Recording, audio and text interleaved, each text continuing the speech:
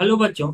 चलिए प्रश्न को देखते हैं। कह रहा है कि बिंदु P जिसका निर्देशांक 3,4,5 की दूरी YZ तल से है और इसके लिए विकल्प दिया गया 3 इकाई, विकल्प बी 4 इकाई, विकल्प सी 5 इकाई, विकल्प डी 550 इकाई।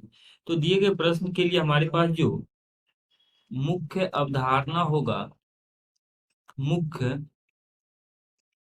अवधारणा, तो इस प्रश्न के लिए हमारे पास जो मुख्य अवधारणा ये है कि मान लीजिए किसी बिंदु P का निर्देशांक x, y और z है।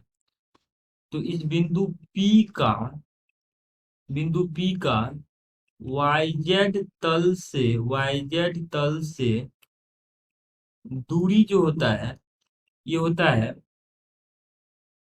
x निर्देशांक के मापांक के बराबर। यानी x अगर धनात्मक है तो धनात्मक ही रहेगा, ऋणात्मक भी है तो उसका मापांक लेंगे तो धनात्मक हो जाएगा।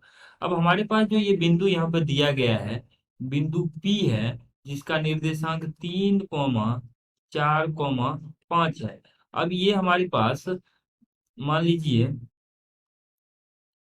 ये तल है जिसका समीकरण YZ है।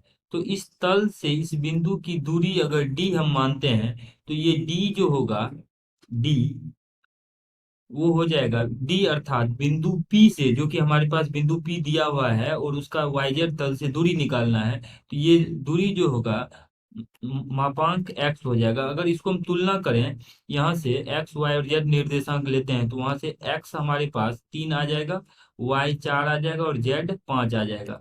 तो यहाँ पर ये 5 जो है वो z निर्देशांक है, z है। तो इस तरह से अगर हम देखें तो ये इस दिए गए बिंदु P से YZ तल की दूरी जो है मापांक x है। तो x का मान 3 रख देते हैं तो 3 का मापांक अर्थात 3 इकाई हो जाएगा। तो हमारे पास जो ये अभिष्ट दूरी ये दूरी जो है बिंदु P से YZ तल की दूरी को दर्शा रहा है, जिसका मान आ रहा है 3 इकाई के बराबर। अगर विकल्प में देखें तो 3 इकाई जो है विकल्प ए में है, तो ए हमारा सही उत्तर हो जाएगा। आशा करते हैं कि इस प्रश्न का हल आपको समझ में आया होगा। धन्यवाद।